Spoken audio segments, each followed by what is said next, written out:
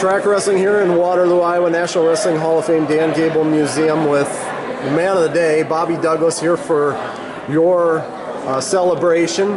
What does this mean to you to see the turnout, all the guys that you've coached, prominent guys you've competed against? I'm lost for words. It's an honor that we all share. I'm a part of the greatest sports activity in the world, wrestling. I'm a part of the greatest countries in the world's wrestling program, and it's an honor to be here with these great champions and with these great supporters and coaches. It's an honor for me to be able to say that I was an American wrestler, coach, and now I'm an American wrestling fan. What was your reaction when they said, they called you up and said they wanted to do this, they wanted to honor you in this way? Well, I thought there's a lot of other people that probably should go up on that board and be honored before me, but I'm honored to be honored. It wasn't. Gable has a class of his own, and this museum represents a very, very unique piece of American wrestling history, which Gable and the people of Iowa share in the history of the American wrestling program. And this is only going to get better. This is a pretty cool exhibit behind you here. Got the Oklahoma State jacket there, Arizona State singlet. Got a picture of your team at Arizona State down there. Yeah, some other stuff here. It's awesome. There's no place in America like this museum. I've been to Stillwater. Stillwater's great, fabulous, but it's in Stillwater.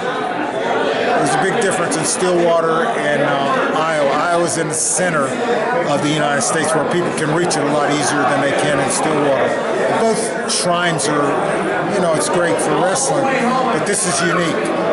And the displays and the support that I see here is very, very unique. What made your national championship team unique? What made those guys special? That team was comprised of some special individuals, and it's hard to describe the type of spirit that they developed. They didn't start off as a great wrestling team, but they developed into a great wrestling team. Esprit de corps developed within that program as a result of the personnel and the personalities and the coaching staff. I get the credit for being the coach, but I had a lot of help from my staff, and I had a lot of support from the school. And somehow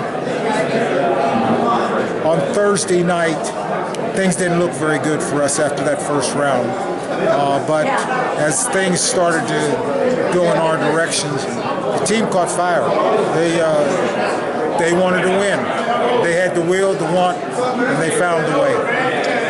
Coached a ton of great wrestlers through the years. Obviously, the guy that comes to mind first for a lot of people is Cael. He's here tonight.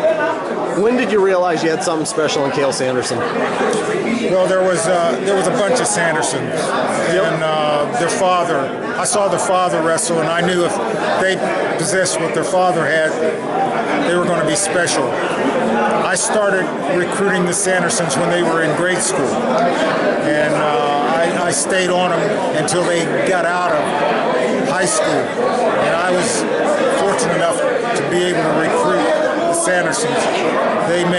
They were the background of my success as a wrestling coach at Iowa State, and I saw great things for the future of American wrestling within the Sandersons. Obviously we're here to celebrate a lifetime in the sport of wrestling. Can you articulate what the sport has meant to you?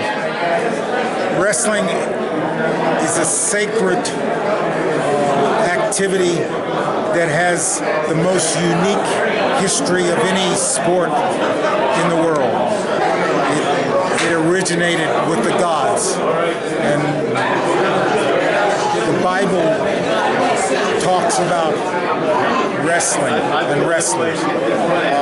The Olympics speaks of wrestling and was started by wrestlers.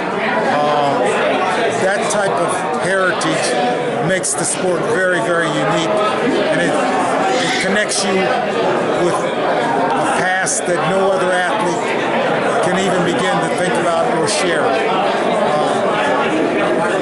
I was honored to be a part of the wrestling community, and I wanted to excel. I wanted to be the very best because I thought the very best of human beings are wrestlers, and that's where I wanted to be. Hey, I want to ask you one final question. When people think of Bobby Douglas, the sportsman, I think a lot of people think back to 2003 in the NCAAs, Mako and Scott Coleman. Can you recall what you thought in the corner, what the thought process was in the corner of that match where you decided, you know, we're not going to take an injury default win here, or a forfeit or disqualification win, I should say? That was a moment when I had to make a decision, and I didn't want to see Mako's career be scarred. I didn't want Coleman to be remembered as the wrestler that won a national title by default. Also, I spoke with Coleman, and Coleman didn't want to win that way. And it wasn't just my decision, it was Coleman's decision also. So I didn't have to say anything to Mako. I told him to go out there and let him blow the whistle, and then we'll default. But I did tell the referees, and his history will always remember Scott Coleman in a positive way. Had we have accepted that, they would have remembered Scott Coleman in a negative way. And I thought of that. And also, wrestling didn't need that. Wrestling needed to see the best of the wrestling experience. And I wanted to make sure that I wasn't going to leave wrestling in a negative vein. Hey, thanks so much, Bobby. Appreciate it. Quite welcome.